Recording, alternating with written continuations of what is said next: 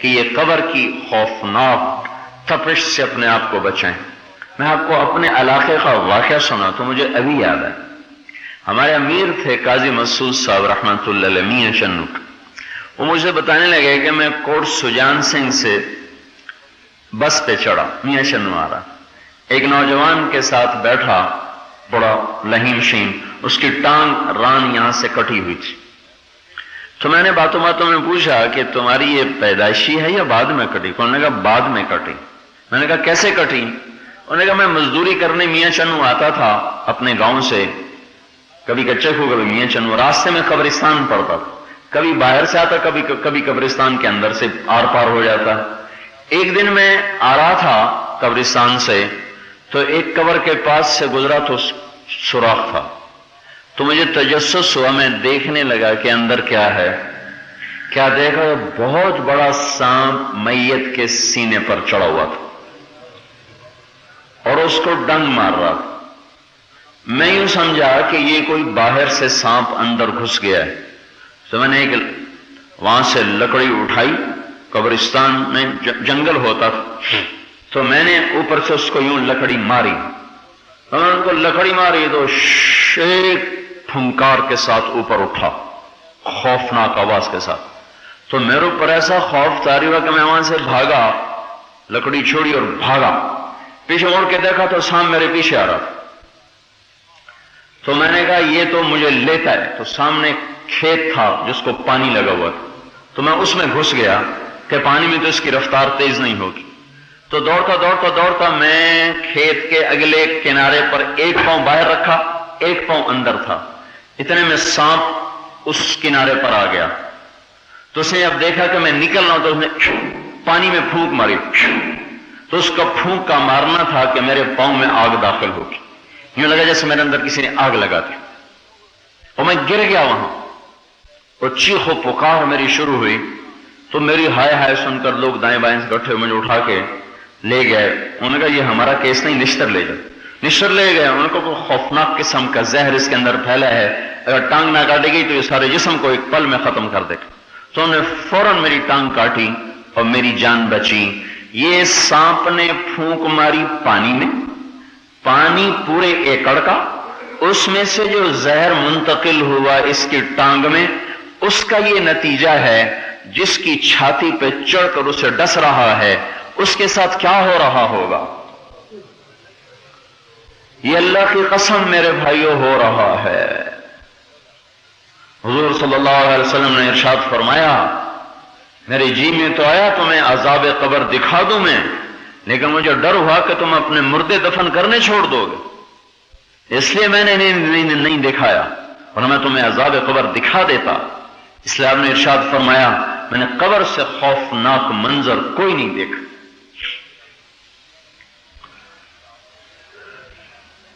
اور ہمارے استاد تھے بخاری شریف کے مولانا عبداللہ صاحب، ان کے بھائی کا انتقال ہوا تو ان کو دفن کرنے لگے ان کے والد کے ساتھ، مفتی فقیر اللہ صاحب ساتھ دفن کر۔ تو جب ان کی لحد کھودنے لگے تو ان کے باپ کی قبر میں سوراخ ہو، اس میں سے جو خوشبو نکلی ہے سارے قبرستان میں ایک دم لگا جیسے کوئی باد نسیم اپنے اندر لاکھوں گلاب لے کے آ کر وہ اندر داخل ہو گئی ہو، اس طرح خوشبو اندر سے نکلی۔ یہ زندگیوں کا نظام اللہ تعالیٰ مرتے ہی چلا دیتا ہے، لیکن اللہ تعالیٰ نے ہمارے اوپر غیب کا پردہ ڈالا ہوا ہے کہ ہم اللہ کا اس کے رسول کی بات پر بن دیکھے ایمان لائیں، لیکن یہ ہو رہا ہے۔ مسلم بن عقبہ جب مدینے پہ چڑھائی کی، یزید کا سالار، یزید نے لشکر بھیجا تھا مدینہ منورہ پر چڑھائی کے لیے، اور پھر 3 دن قتل عام کا حکم دیا تھا۔ اس کا جو امیر تھا وہ تھا مسلم بن عقبہ المری ملعون۔ اس نے مدینہ فتح کیا، 3 دن قتل عام رکھا، بڑے بڑے صحابہ اس میں شہید ہوئے، صحابہ کی اولاد اس میں شہید ہوئی۔ اس کو حرہ کا واقعہ کہا جاتا ہے۔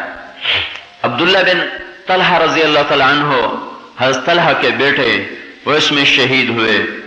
ان کی باندی نے یہ منت مانی اگر اللہ مجھے مسلم کی پر قابو دے دے تو میں اس کو سولی پہ لٹکاؤں گی۔ اللہ کا کرنا ایسا ہوا کہ وہ بدبخت جب مدینے سے نکلا مکے پر چڑھائی کرنے تو جب ذوالحلیفہ پہنچا، جس کو آج ابیار علی کہتے ہیں، جہاں حاجی لوگ مدینے سے آتے ہوئے احرام باندھتے ہیں، یہاں آ کر وہ مر گیا۔ تو 6-7 میل کا سفر ہے، اس کو دفن کر کے جب یزیدی لشکر آگے دفع ہو گیا تو اس نے مدینے والوں سے کہا میری منت پوری کرواؤ، میں نے منت مانی تھی کہ مجھے اس پر قابو ہوا تو اس کی لاش کو لٹکاؤں گی، تو وہ تو وہاں دفن ہے، چلو میرے ساتھ اس کی لاش نکالو سولی پہ لٹکائیں۔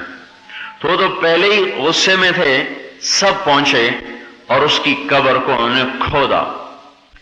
جب انہوں نے لحد سے اینٹ ہٹائی تو ساری لحد اس کی انگاروں سے بھری پڑی تھی، سوری لحد، اور فل انگاروں کے ساتھ پیک، اور اس کی لاش اس کے اندر اس طرح جل رہی تھی جیسے لوہا سرخ ہو کے جلتا ہے، لوہا سرخ ہو کے جلتا ہے، ایسے اس کا پورا وجود سرخ بنا ہوا جل رہا تھا۔